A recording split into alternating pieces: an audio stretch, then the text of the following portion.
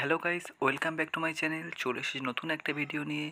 আজকের এই ভিডিওতে আমি যে বিষয়ে আলোচনা করব সেই বিষয়টি হলো WBHRBর তরফ থেকে যে রিকোয়ারমেন্টটা বেরিয়েছিল 5,800টি ভ্যাকেন্সি স্টাফ নার্সের জন্য, তারই বিস্তারিত কিছু আলোচনা হবে। এবং এই ভিডিওর মধ্যে আরও একটা বিষয় আলোচনা করব, যে জয়রামবাটি কামারপুকুরের যে ভ্যাকেন্সিটা বেরিয়েছিল সেই বিষয়ে।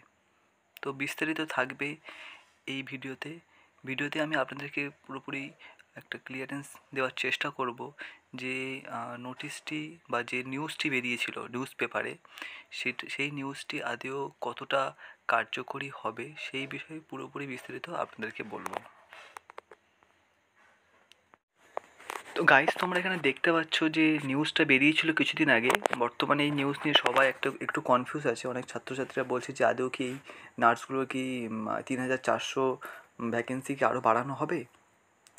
তাহলে যে WBHRB টোটাল 5,800 ভ্যাকেন্সি দিয়েছিল, 5,018 ভ্যাকেন্সি দিয়েছিল। তো তাছাড়া যে এক্সট্রা আরও 3,400 এই ভ্যাকেন্সি কি অ্যাড হয়ে মোট 8,000 প্লাস ভ্যাকেন্সি হবে? এই নিয়ে সবার মনে অনেক কনফিউজ আছে।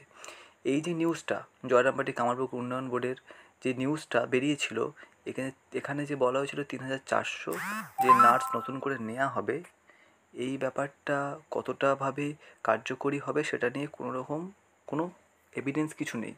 আদৌ কি এটা কার্যকরী হবে কি কার্যকরী হবে না, এটা কেউ এখনও বলতেও পারছে না। কারণ WBHRBর তরফ থেকে কোনো রকম নোটিশ দেয়নি।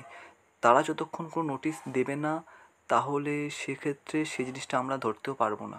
তারা একটাই নোটিশ বার করেছে যে 5,018 ভ্যাকেন্সি দেওয়া হয়েছে স্টাফ নার্সের জন্য। এক্সট্রা আলাদা কোনো ভ্যাকেন্সি তারা কিছু বলেও নি, কোনো নোটিশও দেয়নি। সেহেতু আমরা এই জিনিসটাকে হবে বলে এখনও পর্যন্ত কেউ ধরতে পারবো না। এটা সব ছাত্রছাত্রী মিলে করতে পারো, যেহেতু 3 বছরের ছাত্রছাত্রীরা এখনও অ্যাপ্লাই করেছো এই ভ্যাকেন্সির জন্য। তারা তো চাকরি পাওয়ার জন্য অ্যাপ্লাই করেছো, কিন্তু অনেক ছাত্র, ভ্যাকেন্সি কম।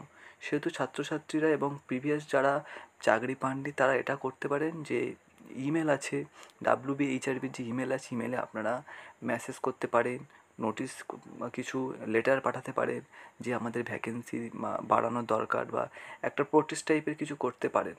সেটা ইমেলের মাধ্যমে হতে পারে, বা সেই অফিসে গিয়েও একটা কিছু লেটার জমা দিয়ে আসতে পারেন যে এত 22, 21, 22, 23, 24, 3 বছরের ছাত্রছাত্রী তারা কেউ চাকরি পাননি, আমাদের তাহলে আরও কিছু ভ্যাকেন্সি বাড়ানো হোক। এই বিষয়ে আপনারা একটা WBHRBতে গিয়েও আপনারা কথা বলতে পারেন, এবং ওদের যে মেল আছে, ইমেল আইডি, সেখানেও মেল করতে পারেন।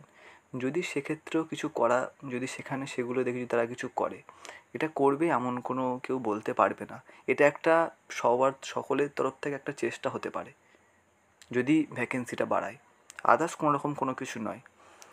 তো আজকের ভিডিওটি এই পর্যন্ত। দেখা হচ্ছে পরের ভিডিওতে। যদি ভিডিও থেকে কিছু রকম ইনফরমেশান পেয়ে থাকো, যদি কোনো সাহায্য পেয়ে থাকো, অবশ্যই ভিডিওটিকে লাইক করুন, এবং এরকমই ভিডিও পাওয়ার জন্য আমার চ্যানেলটিকে সাবস্ক্রাইব করুন।